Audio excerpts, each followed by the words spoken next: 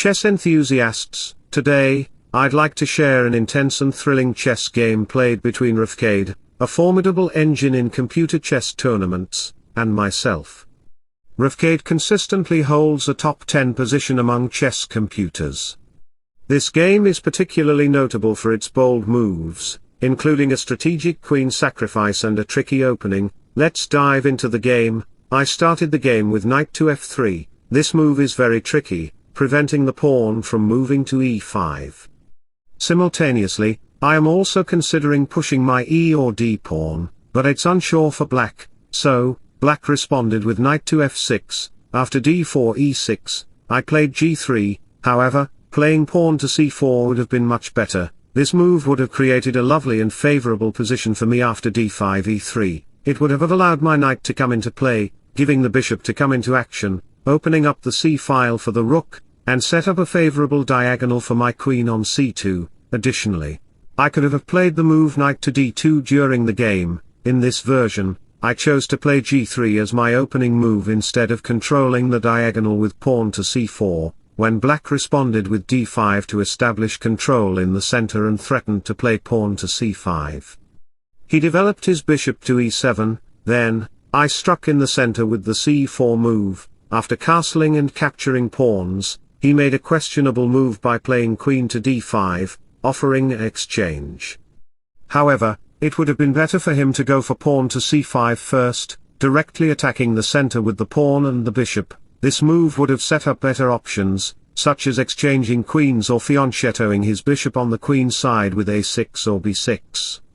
He played queen to d5 immediately, giving me the chance to move my queen back and play knight to f3 on the board. Then, he moved his queen to b6, establishing domination over the pawn that could be targeted by his knight on c6. Additionally, he could join his rook on the d8 square to put pressure on the pawn.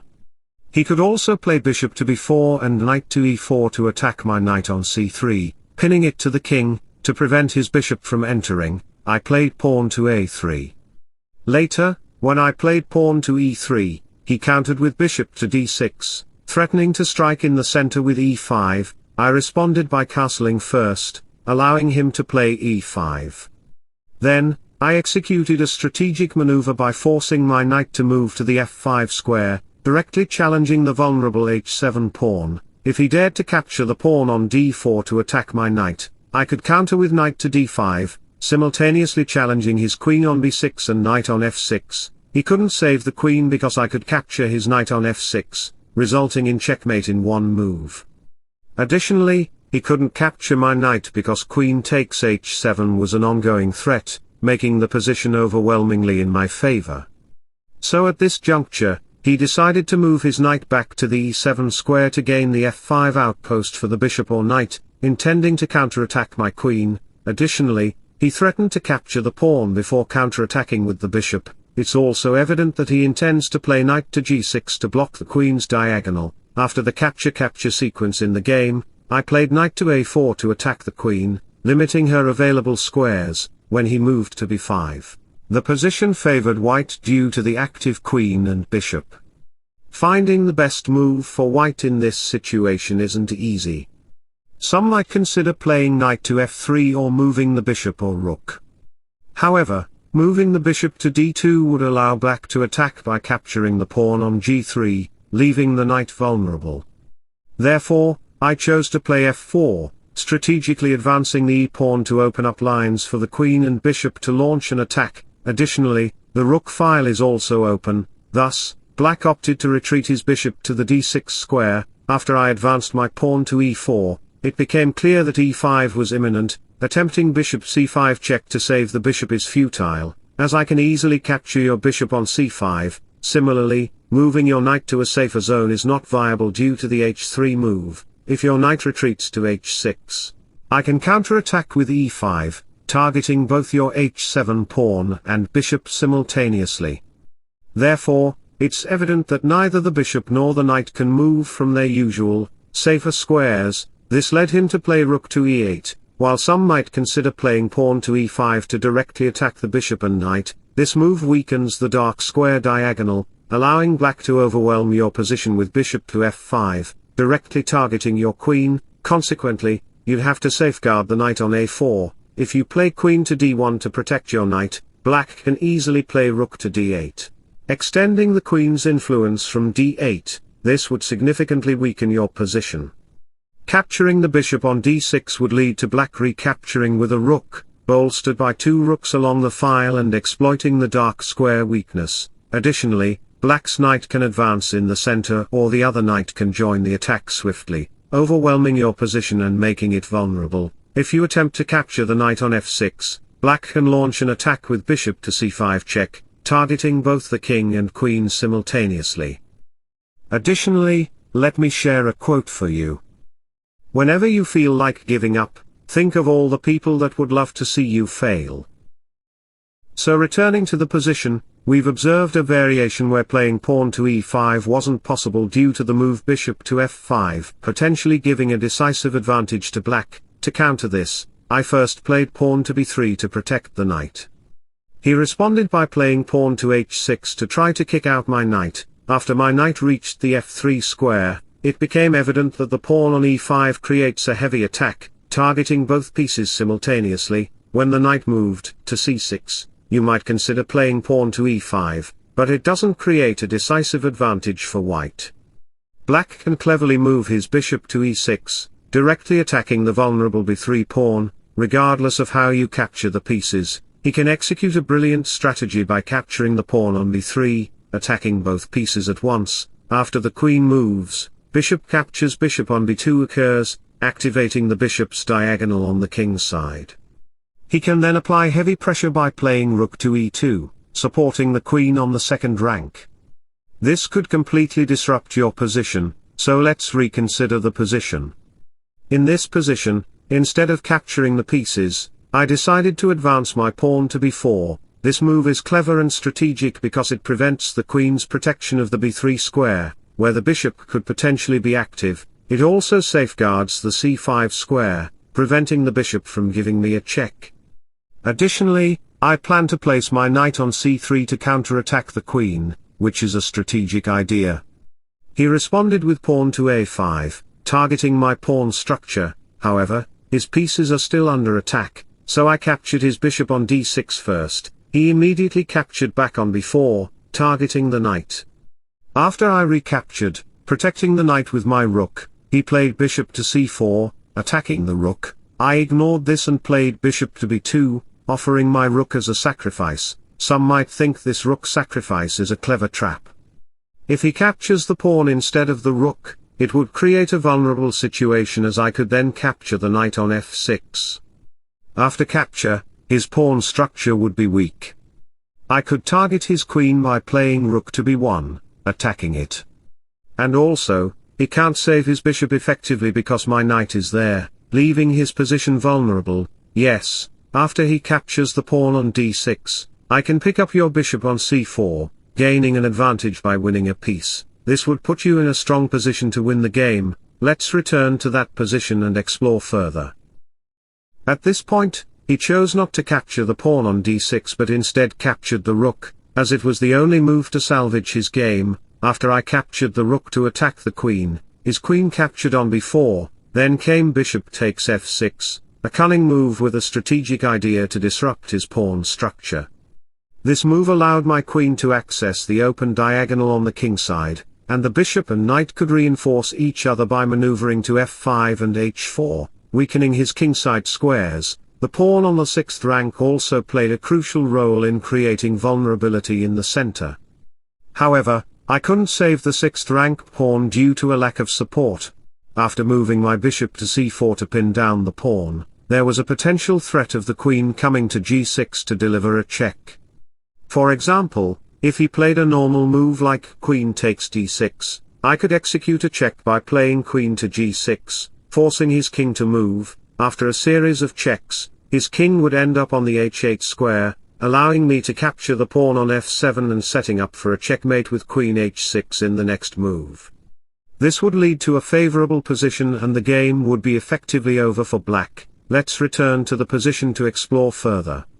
As his pawn structure was vulnerable and the d6 pawn was under attack, he opted for a safer move by advancing his king to the g7 square. After I captured my pawn, his queen retreated, and my knight joined in by moving to h4.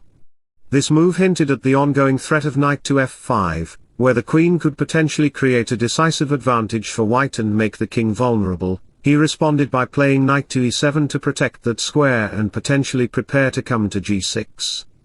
That's why I played queen to e4, attacking the pawn and setting up a strategic idea to maneuver my queen and bishop, with the bishop landing on d3 to launch an attack along this diagonal. After he played queen takes c7, I played bishop d3.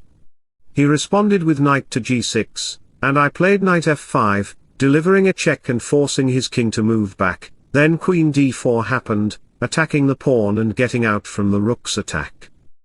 In addition, the h6 pawn was also under attack, prompting him to respond with queen d8, and I played queen c4. This move was strategic and masterful. It attacked the pawn directly, and my knight also threatened the h6 pawn. If he moved his king to h7 to protect the pawn, I could initiate a heavy attack by capturing the pawn on f7, forcing his king to retreat and leading to checkmate. Soon after, returning to the position, b5 was played. This move was crucial as it allowed me to reposition my queen, and then he will get the chance to play rook a5 to attack along the 5th rank. That's why I first captured the pawn with a check. King to h7 wasn't possible due to the queen's potential attack on f7, consequently it can become a checkmate. But don't worry when Stockfish is here, let me motivate you by making a quote. If you don't love yourself, you'll always be chasing after people who don't love you either. After king h8 was played, I moved my queen to c3 to attack the pawn, and the pawn was also under attack. He responded by playing queen to e7 to protect the structure. However, after my knight moved to f5, he checked my king by sliding his queen to a7. This left my king exposed. After king g2, he gave me another check, and while some might consider playing king to h3, it's a risky move. Black could initiate an attack by capturing the pawn on f4, sacrificing his knight to bring out his queen to f3, potentially creating a weakness in my king's side with the g-file open for his rook. So instead of king to h3, I played king to f2. After a check, my king ended up in a safer position on f3. He tried to safeguard the pawn by playing rook to e6, and I responded by playing rook to e1 to eliminate his rook.